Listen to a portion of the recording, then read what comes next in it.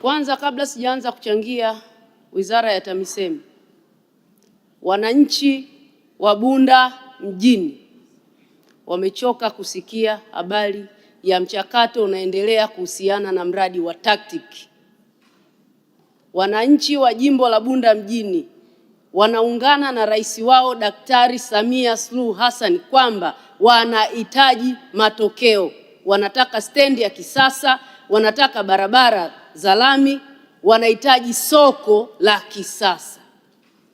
Mheshimiwa Mwenyekiti, kwanza nipongeze ofisi ya Waziri Mkuu kwa kazi nzuri wanaoifanya ya kumsaidia rais wetu mpendwa Daktari Samia Suluhu Hassan.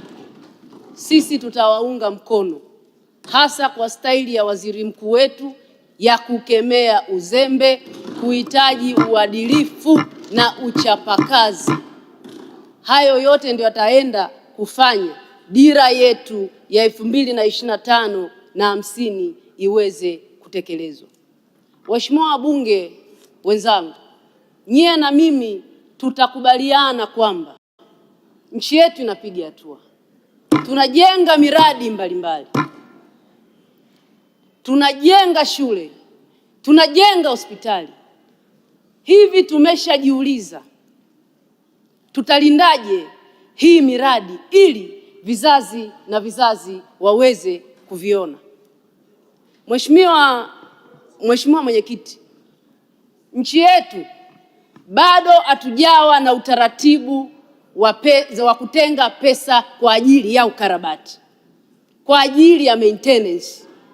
Na nyinyi mnajua nyumba yako tu unayoishi ukiijenga ukaiacha baadaye ikachakaa, itakupa gharama kubwa kuirudisha katika ubora wake. Mheshimiwa Mwenyekiti, juzi nimetoka Dar.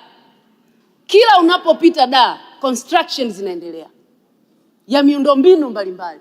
Hivi tumekujaje? Tumejiuliza hii miundombinu tutaitunzaje ili ibaki katika ubora wake?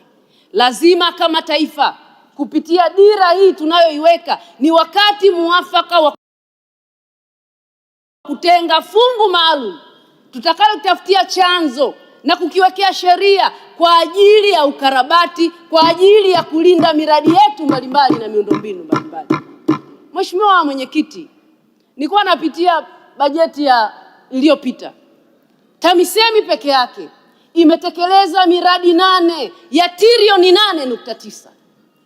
Hii miradi tutailindaje?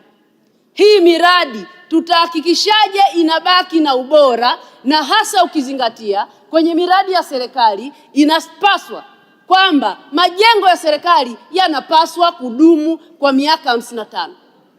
Hii miaka 55, yes, tutahakikisha inakuwa na ubora. Haiwezi ikadumu kama tusipotenga pesa kwa ajili ya ukarabati.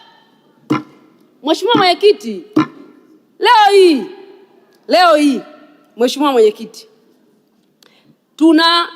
tuna shule za msingi chakavu 11,000. Tuna shule za sekondari chakavu 405. Mheshimiwa Mwenyekiti, tuna madarasa chakavu 7,741. Mheshimiwa Mwenyekiti, hii tu ni sekta ya elimu.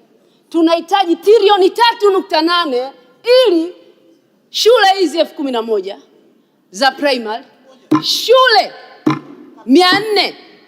405 za sekondari, madarasa 7,700 zirudi kwenye hali yake. Trilioni 3.8. Kwa sababu gani? Tuliacha zikachakaa, tumejenga, watoto wametumia, tukasahau kuweka fungu la ukarabati. Na hii Mheshimiwa Waziri Mkuu, utaandika historia kuwa waziri mkuu wa kwanza utakayeweka historia ya kuhakikisha miundombinu ya Watanzania inalindwa vizuri kwa kutenga fungu maalum kwa ajili ya ukarabati, tukalitungia sheria. Tulinde miundombinu yetu tunayojenga ya barabara, tulinde shule zetu, tulinde hospitali zetu.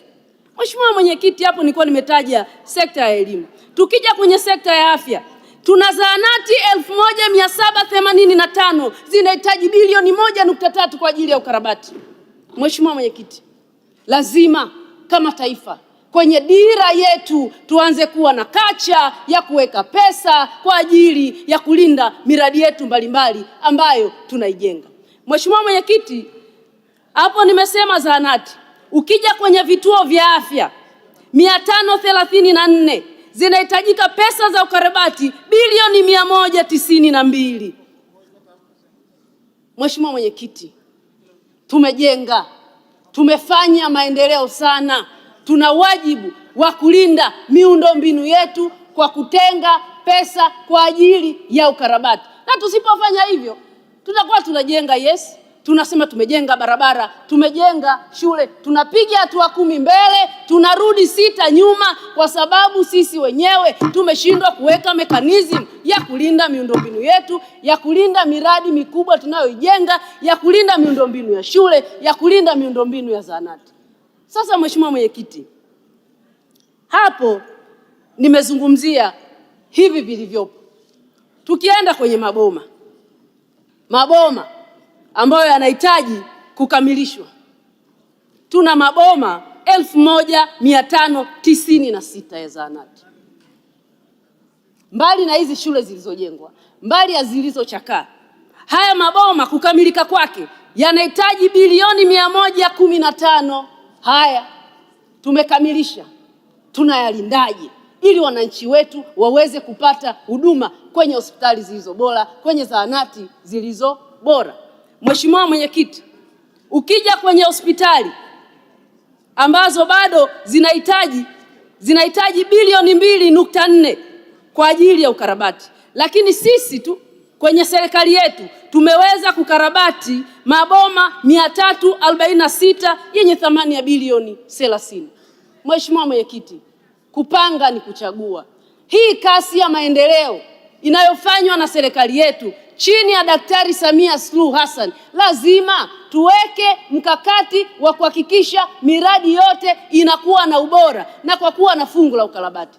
Na mimi hili msipojibu nitashika shilingi, kwa sababu tunataka miundombinu tunayoijenga, shule tunazozijenga, hospitali tunazozijenga zibaki na ubora wake. Tuwe na kacha ya kuhakikisha tunatenga pesa kwa ajili ya ukarabati, na hili inawezekana tukiweka nidhamu tu, hata kile tunachokitengea kitumike kwa matumizi sahihi. Lakini tukienda kwenye kacha, kama tunatenga pesa za mfuko wa barabara ziko kwenye ring fence, lakini mpaka leo 42% tu wamepokea, haitakuwa na tija.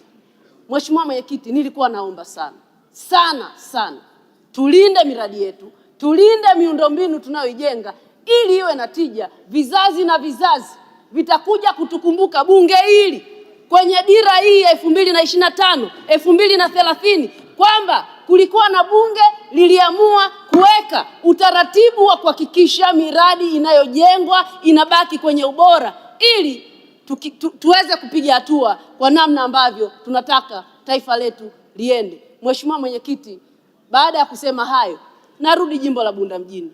Jana Mheshimiwa Waziri Ndugange, nimekupa document ya miradi vipolo na maboma ya zaidi ya bilioni 2.4 inahitaji kukamilika kwenye jimbo la Bunda mjini ili wananchi wangu waweze kupata huduma bora za afya, waweze kupata huduma bora ya elimu. Mheshimiwa Mwenyekiti, baada ya kusema hayo, asante sana, naunga mkono hoja.